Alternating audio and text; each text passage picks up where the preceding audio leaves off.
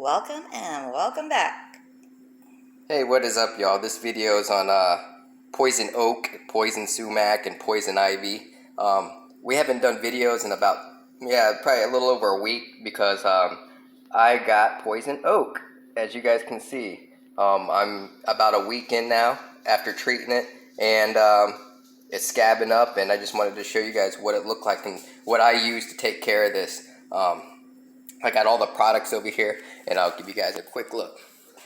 Okay, so first of all, I started by getting this poison oak by getting some firewood delivered to our house since it's winter. I'm like the only guy I think in winter to get poison oak. Yes, to get poison oak in the middle of winter. And like I said, I wasn't bushcrafting or nothing like that. We have a wood stove, and we got some firewood delivered. And I was stacking it with long sleeves and gloves, and so was she. And somehow I got poison oak. Yeah, shit sucks too. I didn't get much of it. I only got it in like 2 spots. He has it over like a quarter of his body. My whole body, pretty much, my whole front side of my body. Luckily, it didn't go to my back. It's in the sensitive spots, like on my ribs and everything, under my armpits, down my thighs, and as you see around my belly button and my abs, all around there. It's horrible. I've gotten poison oak twice in my life. And this is definitely the worst out of the 3 out of poison sumac. Here's a photo here. She's gonna pull that up real quick. But when I got poison sumac, it boiled up. Let me see if I can get that to focus. Yeah. The poison sumac will boil on you, and that's what it did with me. And let's go to the next picture here. And as you see here are all the blisters that I had from poison sumac. And as you see there, these blisters, and there's how it protrudes off the skin, and they just weep this nasty like oil that just keeps spreading, and that is some nasty shit. I use gasoline to take care of that. I just dunked my arms in gasoline, and it took care of that. And then that was calamine lotion you had on it. Yeah, and calamine lotion on the top. That's what you see there. But all those little spots that you see were actually large lumps, blisters that the sumac caused. Poison ivy, I usually get on the regular because when I'm really sensitive. My skin's really sensitive to plant material and plant juices. So when I go out weed whacking or cutting the grass, half the time, even if I'm covered up, I get a slight rash from poison ivy, and that lasts about a day or 2, and then it usually goes away. Usually you could treat poison ivy with something like this, calamine lotion. It's just a topical. Hey babe, can you hit that light back there? Yep. It's just a topical. Thank you. Mm-hmm. And poison ivy, oak, and sumac. And this won't dry it up. It won't dry the wound up. And what happens is when that stuff, when the toxins get in your skin, it lives like underneath the skin. And I'm not a doctor or nothing, so if you guys have serious issues like this, go to a doctor. But if you're trying to do your do-it-yourself, at home type remedies, I checked the internet and they told me about baking soda. So I've been using baking soda for like a week, bathing with a rag, and be careful with that because baking soda, even though it did soothe it, and I was hoping it was gonna dry, it didn't dry it is what I was getting at. And the thing is, baking soda is kind of abrasive. Really abrasive. So when I was lathering it up and I was spreading it on my body the first time with a rag, keep in mind guys, use a rag, don't use your hands because that stuff will spread to your hands, as you see here. It'll spread to your hands. Use a rag. And lightly rub the baking soda on if you're gonna do it that way, because I learned that trick off the internet, off YouTube, and to be honest with you guys, it didn't really work. If anything, it opened my blisters up and it made it worse. This poison oak, I'm covered in these little tiny bumps, and they just kept weeping oil. Like every time I would bend my stomach or crunch my stomach, you could feel the skin sticking to each other, and then then in the little grooves in your skin, not only does it stick, but it gets really sore. So I've been up for like this kept me awake for like 4 days straight. I've been miserable, guys. I've been wanting to do these knife reviews. I'm not going to touch any knives right now because I don't want to get anything. Infect anything. Exactly. Yeah, I don't want to. We've got a lot of knives with wooden handles. Yeah.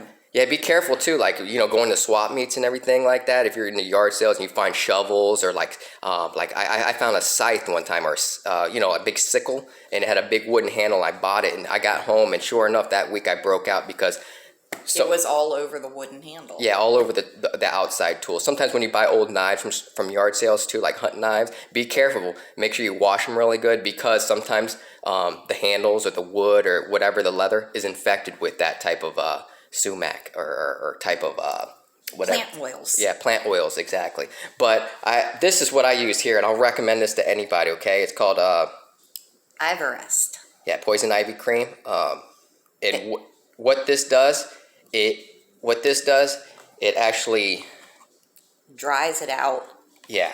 and it dries up all the oils. I Yeah. mean, his stuff Yeah, was right there. still weeping no matter what we did with it until we got this stuff. And once we got this, it dried up that oil that those sores were making. Yeah. And I'll recommend this to anybody, this Ivorest. I couldn't believe how good this worked. I should have started a week ago before it got any worse. I should have used this. Here, hold this camera. I'll show them an example of what it looks like here.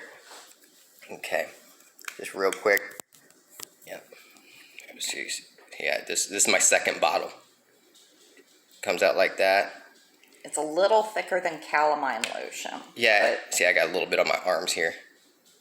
What you do is you just see if I can get that to focus. Yeah, just smear it in there like that, and you want to cover the infected part till you can't see the skin. Well, I was in really bad shape, my stomach here, and I put so much of this on. I used a whole tube, and this stuff has an odor to it. It has a smell. I used a whole tube of this on my body, and it made me so sick. And I'm gonna let you guys know, if you guys were using baking soda, and then I was using baking soda and dishwashing soap on my stomach, and after using the baking soda and then using the dishwashing soap, it would burn so fucking bad. So I just started using just the baking soda alone, and then I soaked in the tub with baking soda and then washed with dishwashing soap. Not only was it painful, but it really didn't do anything. I was hoping it was gonna get inside of these wounds and dry it up. This is what did it. This will penetrate down through your skin. It'll get inside of those little weeping holes, and it will burn that shit out. And I'm saying I used a whole tube of this, a whole box of this the other day. You're only supposed to use a little bit of this. Not only did it burn effing bad, like seriously bad. I mean, it was like getting attacked by hornets non-stop for like an hour straight until, I wouldn't say an hour straight. It was like more like 20 minutes. It took about an hour to apply it all because I was just using a little Q-tip. And I used the whole tube, and it made me so sick from the fumes. Even though it gave me relief, it changed the itch to a burn. And then I thought I was going to be able to sleep at night, but I wasn't able to because technically I think I poisoned myself. Yeah, I think he might have given himself a little bit of a chemical poisoning by using so much of it over so much of his body. Because they do tell you not to use it on large portions, but he was like, yeah, I was at the point where I was like, dude, I can't sleep. It kept me up for three or four nights. I've been awake. I can't sleep, and it was literally driving him crazy. Yeah, I was literally starting to have all these weird feelings of like suicide, and I'm not. There's no laughing matter. If anyone gets this poison sumac, poison oak, poison ivy, you guys know how bad this stuff is, and if you don't get to a doctor, I'd recommend this, but like I said, just put a little bit on at a time, even though you're going to want to douse your body like I did, which worked great. But unfortunately, I think I poisoned myself a little bit because I got very sick from it. He was having slight hallucinations. I started hallucinating. Yeah, I was seeing flashes of light from it, and I just couldn't sleep. My mind was not at rest.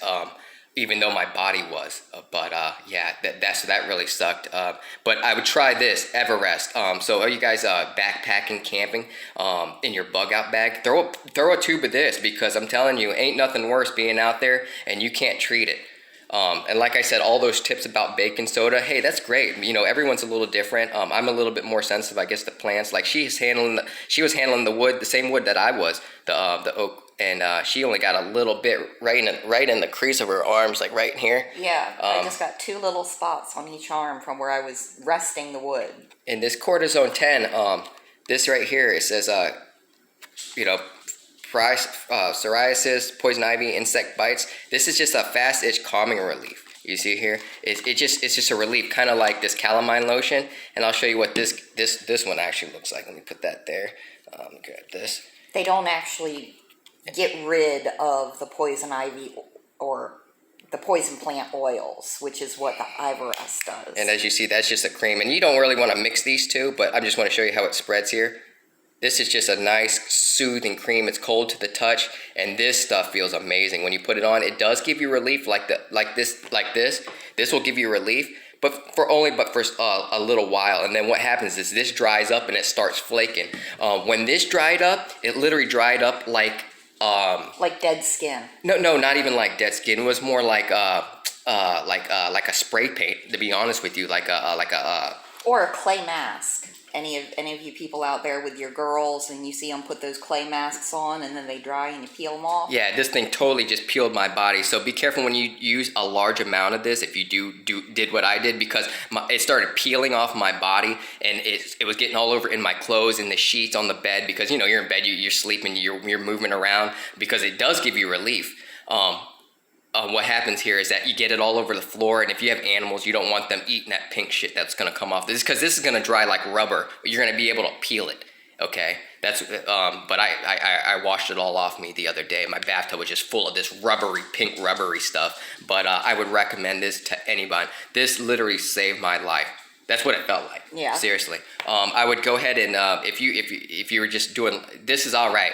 But it's not going to take care of the issue. It's not going to dry up the infected parts. And it'll give you some relief, but it's not going to cure the problem. And the lotion, you want to use this first. I would definitely use this first to dry the wound up, because like I said, what happens, it goes inside of the wound, it burns it out and neutralizes it, and then you get these scabs. But definitely cortisone 10 afterwards, calamine lotion afterwards. I haven't tried this product here. This was just some dollar store stuff. And how much did this cost? This one here? The Ivoress cost $6. So this was like $6 at what, Dollar General? Yeah, Dollar General. And cortisone 10 was like around $4 or $5. Yeah.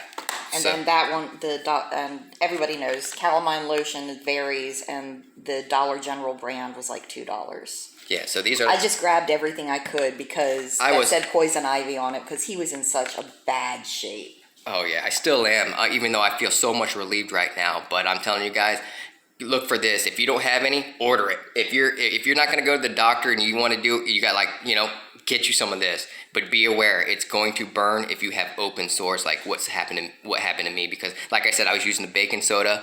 It was kind of abrasive. It kind of it opened up those little wounds.